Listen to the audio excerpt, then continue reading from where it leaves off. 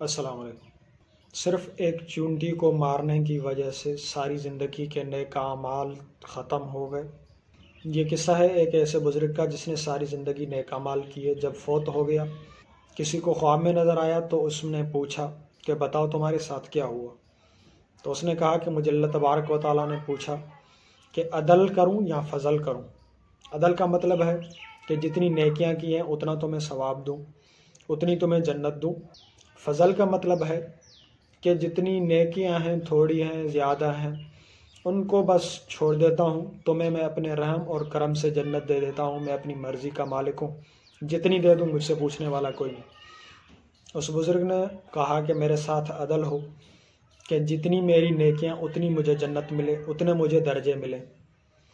اللہ تبارک و تعالیٰ نے فرمایا کہ فلاں دن کو تو راستے سے جا رہا تھا، تمہارے پاؤں کے نیچے ایک چونٹی آ گئی، تمہارے پاؤں کے وزن کی وجہ سے وہ چونٹی وہاں پر دب کر کے مر گئی۔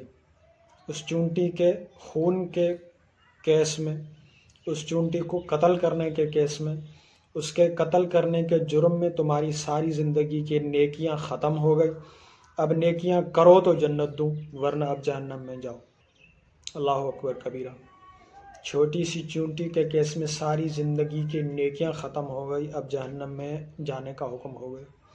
اس نے عرض کیا مولا کریم فضل فرمائے، اگر تم عدل کرو گے تو میں آپ کے عدل کو برداشت نہیں کر سکتا۔ میرے پاس اتنی نیکیاں ہی نہیں ہیں کہ جتنا میں نے کیا ہے سارے اپنے گناہوں کے لیے میں اپنی نیکیاں دیتا جاؤں، میرے پاس تو نیکیاں ہیں ہی نہیں۔ صرف ایک گناہ چونٹی کو مارنے کی وجہ سے میری پوری زندگی کی نیکیاں چلی گئی، اب نیکیاں تو ہے نہیں۔ تم میرے ساتھ عدل کرو گے، میرا کوئی اور گناہ بھی ہوگا، اس گناہ کے بدلے میں مجھے بولو گے کہ اور نیکیاں دو، اس لیے بس میرے ساتھ عدل نہیں بلکہ فضل کریں، مجھے معاف کریں، میرے اوپر رحم اور فضل کریں۔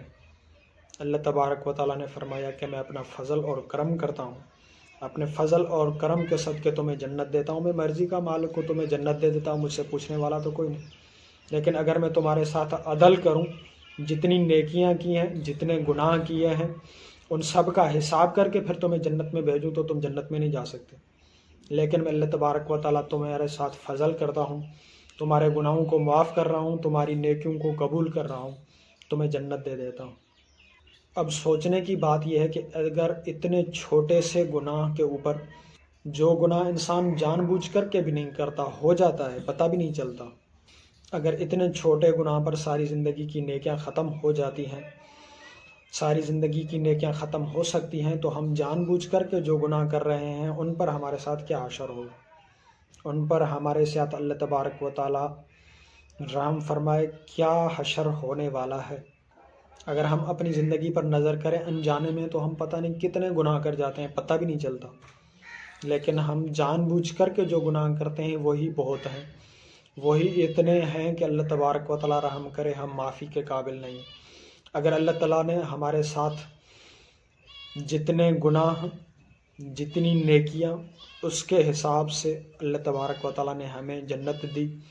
آسان لفظوں میں اگر اللہ تبارک و تعالیٰ نے ہمارے ساتھ حساب کرنا شروع کیا تو ہم کبھی بھی پورے نہیں پڑ سکیں گے۔ بس اللہ تبارک و تعالیٰ سے ہمیشہ فضل مانگنا چاہیے کہ مولا کریم میری نیکیاں کچھ بھی نہیں ہیں، میرے اوپر بس فضل کرے، کیونکہ اس بزرگ نے بھی یہی سوچا کہ میری نیکیاں تو بہت زیادہ ہیں، میری نیکیوں کے حساب سے مجھے بہت سارے جنت کے درجے ملیں گے، بڑی جنت ملے گی۔